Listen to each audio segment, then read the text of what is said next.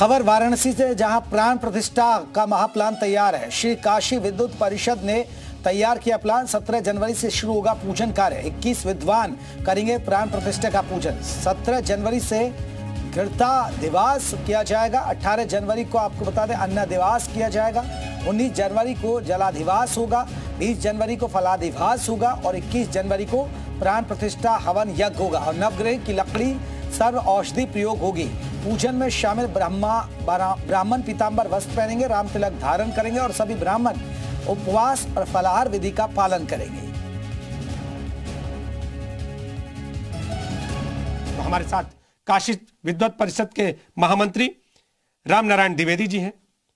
गुरु जी, तैयारी क्या, और आप लोग जब भूमि पूजन हो रहा था उस वक्त भी गए थे और इस बार पूजन में आप लोगों को भूमिका निभानी है, क्या पूजन में भूमिका निभाने के लिए भी कोई आमंत्रण है या क्या है? देखिए, काशी विद्वत परिषद साक्षी भाव में और काशी विद्वत परिषद का मार्गदर्शन है इस सारे कार्यक्रम के प्राण प्रतिष्ठा महोत्सव में कि किस प्रकार की पूजन पद्धति चलेगी, कौन से संकल्प होंगे और उन संकल्पों में किन किन विषयों की योजनाएं की जाएं जिससे राष्ट्र में समरसता, वैश्विक शांति, मानवता के कल्याण की बातें भगवान मर्यादा पुरुषोत्तम के प्राण प्रतिष्ठा महोत्सव के आरंभ होते ही एक राम राज्य की जो परिकल्पना है, क्योंकि राम राज्य की परिकल्पना हम करते क्यों हैं? दैहिक दैविक भौतिक तापा राम राज्य कबहु नहीं व्यापा।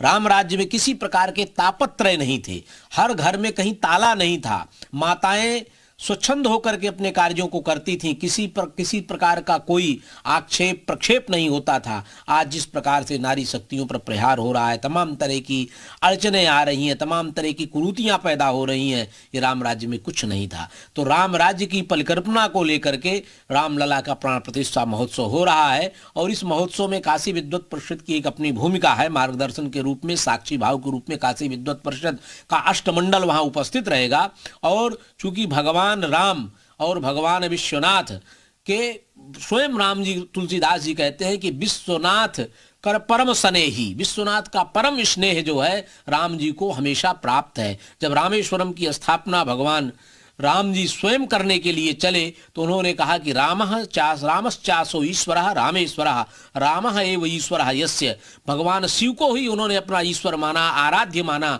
तो काशी का और अयोध्या का जो आराध्य आराधक भाव संबंध है, जो पूज्य पूजक भाव संबंध है, वो जो है भगवान शिव, जब भगवान रामलला जन्म लेते हैं तो भगवान शिव स्वयं मलारी का भेष बना करके और वहां पर जाते हैं, राम जी को देखते हैं बाल स्वरूप में और उनकी सारी बलाओं का विनाश कर देते हैं। और माता पार्वती स्वयं जो है वहां पर जाती हैं, कौशल्या माँ से अलग होकर के रूप धारण करके भगवान राम को खिलाती हैं, पालन करती हैं। तो इस प्रकार का भगवान शिव का और राम का जो संबंध है वो काशी और अयोध्या के साथ जीवंत होने जा रहा है।